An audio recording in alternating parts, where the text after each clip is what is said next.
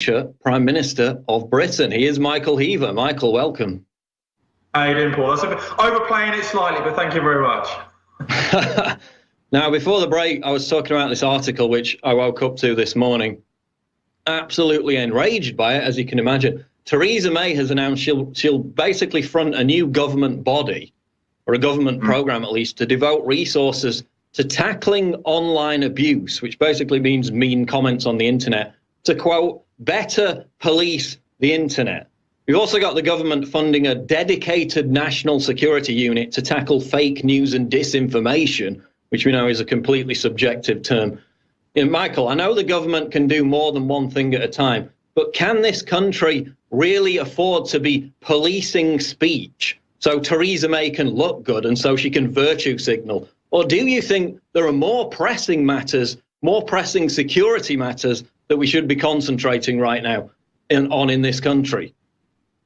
Well, as you mentioned, Paul, I mean, the situation in Britain now is quite extraordinary in terms of returning British jihadis. This is something that we at Westminster have been looking at for a number of months now. And I just want to lay this out to your viewers that aren't aware of this. This isn't just a British phenomenon. We're seeing this go on across Europe and right across the world.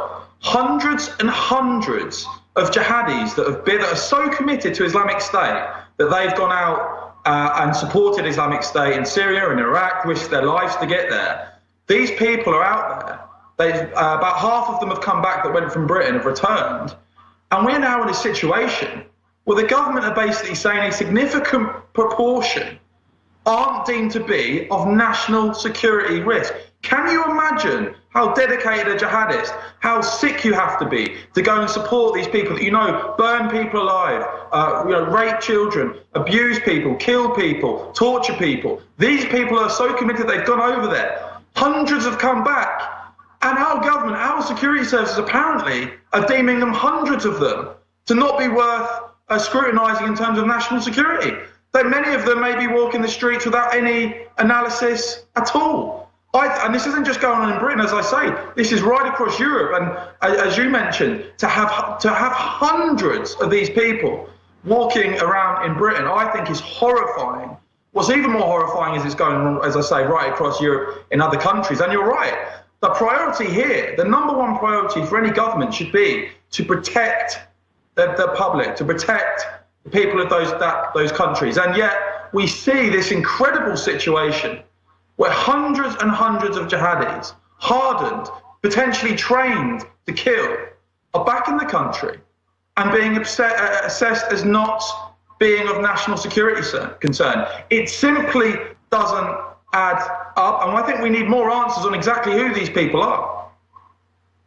Well, exactly. I mean, I contrast it to this. The fact that per year, this is a rough number, British police arrest 3,395 people every year for, quote, offensive online comments. Those are people who say things on Facebook. Yes, you may be offended by them. They may be racist. They may be Islamophobic. But they've got plenty of resources to devote to that. Meanwhile, the BBC reported it's not practical for police to investigate all crime. So it's not just with the terrorism threat, it's with the crime threat as well.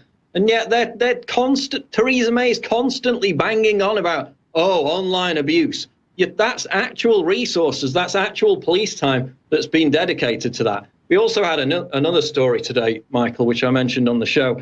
There was a teacher in Bristol who was fired for telling a lesbian student, God loves you, a Christian teacher. They reported her to the government's counter-terrorism program, the PREVENT program, as a radicalization threat. She was fired from her job.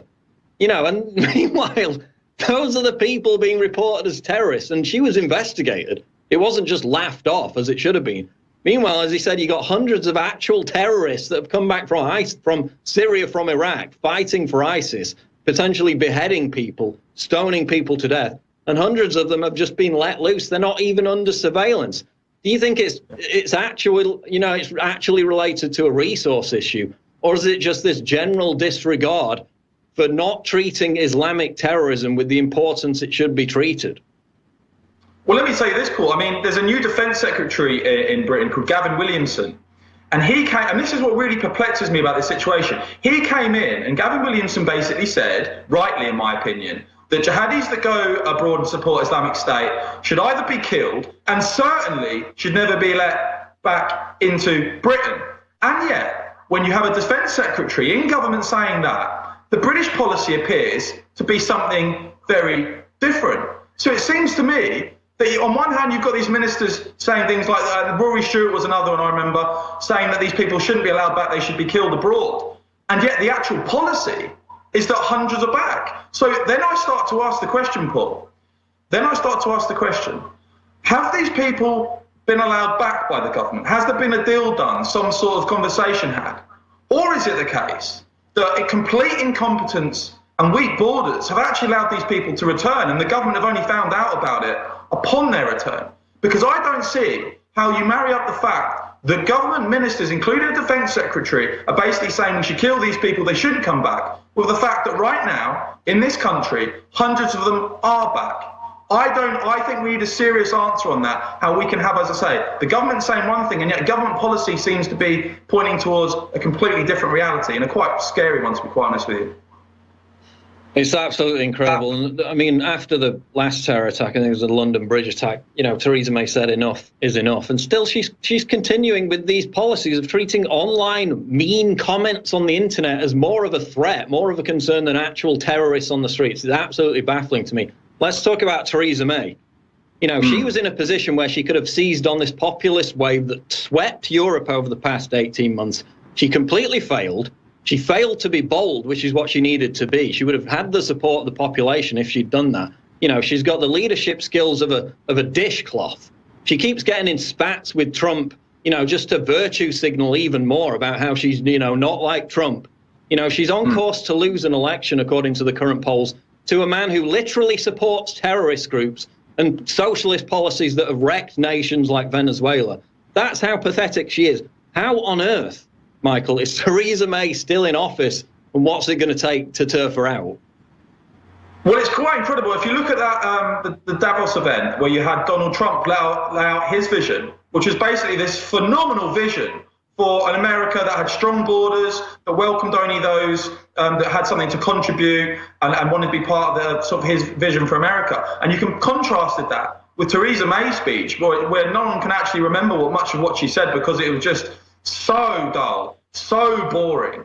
And yeah, what you see now in the Conservative Party is that all of the favourites to now succeed Theresa May, and there's quite a bit of speculation here in the UK, of course, that she may be ousted. All of the favourites to succeed Theresa May are Jacob Rees-Mogg, Michael Gove and Boris Johnson, all campaigned for leave, for Brexit in the referendum we had here in Britain.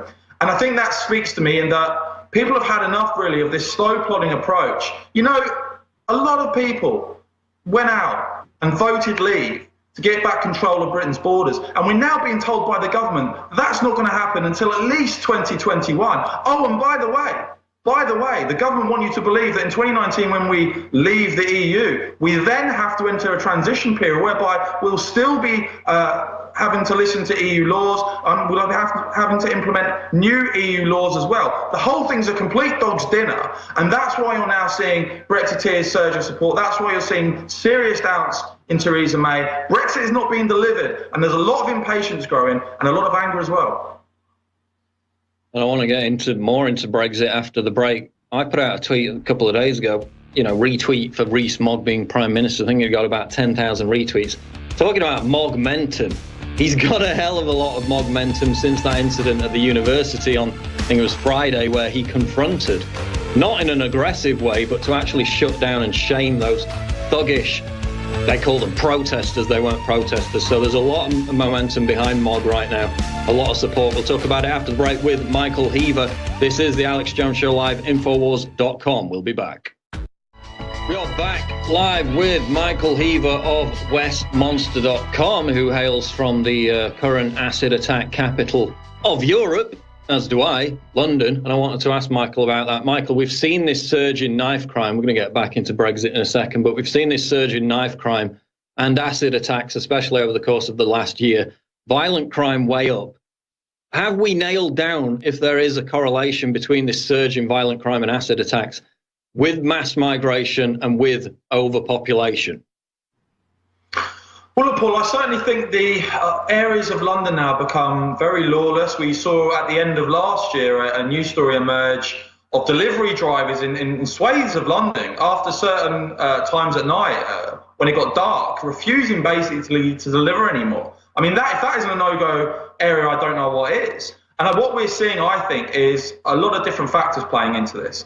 I think we're seeing a cut in police numbers and law and order, really, in Britain has gone so soft now. The messages that we send out to our youngsters are so weak.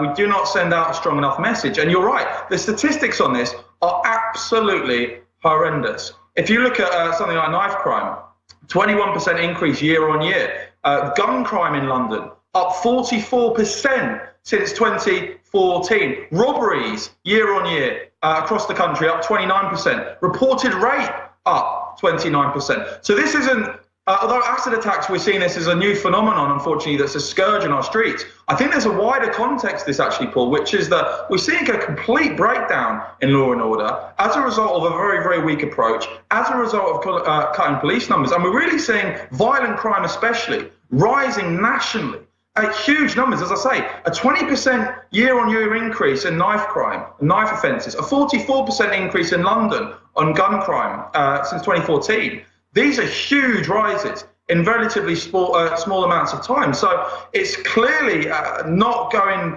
away anytime soon. And if we don't change tact in this country and start actually having neighbourhoods where we see police on the street, because you never see it anymore, then I'm afraid we're going to see this scourge of violence continue, I'm afraid. Yeah, a lot of those police are probably too busy knocking on people's doors because they said something offensive on Facebook. Again, 3,395 people arrested for offensive online comments. They said it's not practical for police to investigate all crime, and yet we have this wave of violent crime, this wave of acid attacks. But don't worry, because Sadiq Khan, his main policy over the past month or two has been the implementation of transgender toilets in London, and we know that that's obviously more important than acid attacks. As he said, actual no-go zones now in areas of London, which again, the media claims all day long don't exist. They do exist for the people who have to go into them and refuse to do so for their own safety. I want to move quick. We've got about 7 minutes left, Michael. The NHS, yesterday Trump tweeted about it based off of what Nigel Farage said on Fox News, basically, that people were protesting on the streets about the state of the NHS. Again, not a slight against the people who work for the NHS, because that is one hell of a tough job. But he drew attention to it. The left, again, went crazy. They don't go crazy when Corbyn talks about it, because he's God, obviously. But when Trump talks about the problems with the NHS, they go insane because they treat it as some kind of religious deity that can't be criticised. Michael, does the NHS, which for our American audience is basically socialised healthcare, does it really live up to its moniker right now in this country as the envy of the world? Well, look, you've had doctors and nurses in this country now describe it as third world at times. That's their words, not mine. And Nigel Farage was making a very basic point. There's a complete state of denial in Britain over this very, very basic fact, Paul. The last set of annual population growth figures showed that the UK population increased by 538,000 in 1 year. That is the highest amount for 70 years. Now, it wasn't all driven by mass migration, but 62% of it was. These are the official government statistics. How can a country like Britain have over 500,000 a year population growth? That's a hell of a lot of patients. There's a hell of a lot of babies. There's a hell of a lot of young people. There's a hell of a lot of people needing care. How can that not have an impact on hospitals? And as I say, the thing that frustrates me over here is you'll see TV report after TV report after TV report with nurses, doctors, and fantastic medical staff at their wits' end saying, we cannot cope with this. We've got people waiting in corridors for hours because we have nowhere to put them. And yet never do you see in any of these reports this correlation with this explosion in population growth. As I say, 538,000 UK population growth, the last set of figures, the highest for 70 years, and no one makes that correlation. Nigel Farage dared to do it. Nigel Farage pointed this out, this fact that if you have this rapidly expanding population, it pushes your health system to the limit. And yet no one in this country is talking about it. No one wants to deal with it. And we see, as I say, report after report with nurses, doctors and all the rest of it saying our workload's becoming completely and utterly ridiculous. We cannot handle this many people. We have too many patients. Yeah, because the population is surging, fueled by a mass migration boom that no one wants to talk about, no one wants to control. And even after voting for Brexit, we're not seeing politicians, we're not seeing the government saying we're going to bring down numbers at this time and this is how we're going to do it. There is no plan to do that. And again, I sense that there's massive dissatisfaction and growing anger at the lack of action on controlling Britain's borders and bringing these numbers down to sensible levels. I mean, I've had conversations with leftists, and I asked them, you love and support the NHS, right? Yeah, of course. And you also support mass uncontrolled immigration and population growth that's never going to end. Yeah, I support that as well. No, you can't have both. You can't have your cake and eat it. It doesn't work. It's collapsing. I want to move on to the Trump visit, of course. The Corbyn-Khan-driven narrative, Michael, is that most Brits don't want to see Donald Trump visit the UK. We've seen a lot of frothing and whining about this over the past few months. Of course, we've had calls to outright ban him from the UK, some of which are being supported by councils in London. Does that paint an accurate picture of exactly what the people of the UK think about Trump's potential visit? Well, no, we've seen new figures out today that show there's been a 14% surge since December in the amount of people in Britain that want to see a state visit from Trump. The amazing paradox to me, Paul, is that you have Barack Obama, who came to Britain, let's not forget, before the Brexit referendum and basically said, if you guys dare to vote for your country's independence, you better know you're going to be back of the queue for a trade deal. And then you have President Trump, who couldn't be further from that, who sits down with the British Prime Minister recently and said, we want to massively increase trade, we want to bump a trade deal, we want to create jobs. And yet you have idiots in this country who turn around and say, oh, we couldn't possibly have the US president. It's an amazing paradox. But no, I think opinions changing very, very quickly. I think a lot of the media scrutiny of Trump is way over the top here. You talk about things like the Dow Jones. I mean, that's virtually underreported, the things that have gone on. The massive economic boom that's on its way in America is virtually underreported. And I think what an amazing prospect it is for Brexit Britain to have such a strong ally, so openly welcoming of increasing trade and all the rest of it between our two countries to create jobs. I think it's a marvellous thing. And I think the European Union should be a little bit worried because some of Trump's comments about what he thinks of them aren't too flattering. I don't think Trump's a fan of the protectionist, globalist European Union. Well, exactly. I mean, when it comes to Trump's visit, I mean, you got to ask the question at some point, is Sadiq Khan and his ilk, by constantly banging on about how they want to ban Trump, at what point are they harming the national interest? I mean, that's the question that I often ask myself. But we got a couple of minutes left. Michael, just tell people where they can find you on Twitter and about westmonster.com. Yeah, so I'm at Michael_Heaver on Twitter. It's westmonster.com. Little play on words there from Westminster here in London, where the politicians and lords, all the rest of the establishment hang out, where we're trying to challenge that a bit with Westmonster. And basically, you're going to be seeing a lot of more video content and things like that coming up from us. We're basically trying to highlight things, guys. So many things in Britain get underreported. Did you know, if I'm quick, New Year's, 4 young men stabbed to death in 4 separate incidents. It came and went. It was virtually forgotten in a couple of weeks. And we're seeing these stabbings. We're seeing this horrendous surge in violence that's such a scourge that's killing young men at such a rapid rate. We're seeing Brexit being sold out. We're seeing things like illegal immigration. That's becoming an absolute nightmare because we've got open borders. We at Westminster are highlighting all of these things. I'm highlighting all these things. That we've got big momentum here in Britain, and I think people are sick and tired of the establishment. Brexit shows that. Trump's showing that. And Paul, your numbers and info will show that as well. Indeed, they do. Quick prediction. Give me a yes or no. Is Theresa May going to be the leader of the Conservative Party at the next election? Is she still going to be in power? Nope. Don't think so. I hope that prediction comes to fruition and that we get an onrush of Mogmentum, which is what looks like it's taking hold right now. Michael Heaver, thanks for joining us. The website is westmonster.com. Thanks again.